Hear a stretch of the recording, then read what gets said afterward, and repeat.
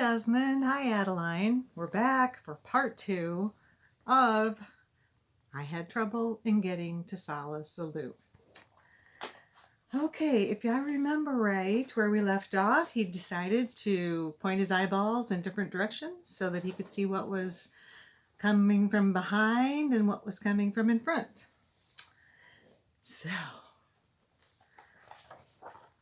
then new troubles came from above and below. A scritch at my neck and a skrink at my toe. And now I was really in trouble, you know. The rocks and the squale and the scritch and the skrink. I had so many troubles, I just couldn't think. There I was, all completely surrounded by trouble,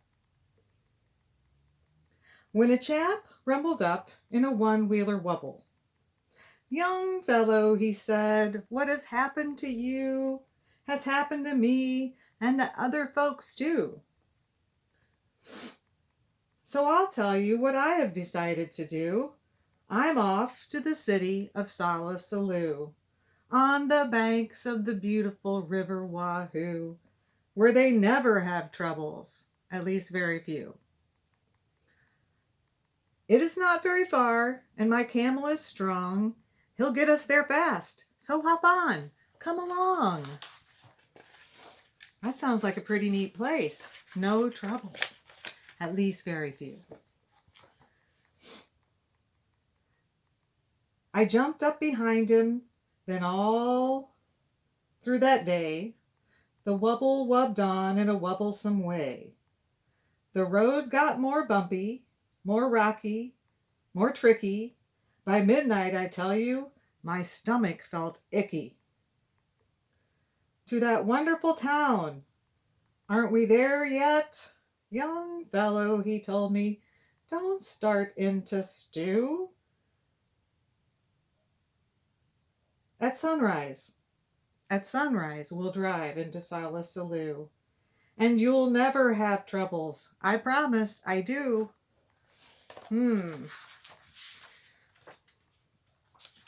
But when dawn finally came and the darkness got light, that wonderful city was nowhere in sight. Instead of the city, we ran into trouble.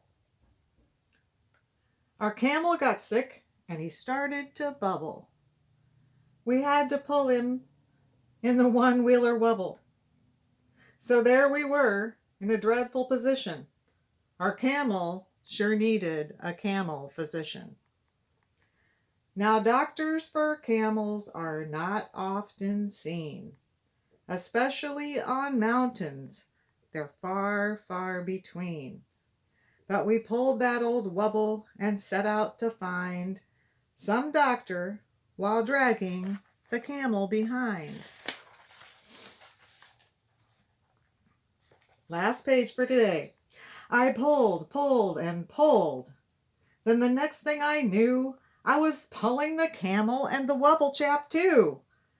Now really, I thought, this is rather unfair.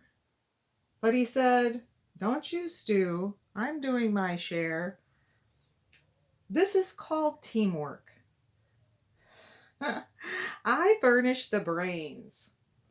You furnish the muscles, the aches and the pains. I'll pick the best roads, tell you just where to go, and we'll find a good doctor more quickly, you know." Then he sat and he worked with his brain and his tongue, and he bossed me around just because I was young. He told me go left, then he told me go right. And that's what he told me all day and all night. Okay, tune in tomorrow for the next episode of I Had Trouble in Getting to Sala Salou. Do you think he'll ever get there? I hope so, I do. I love you. See you soon.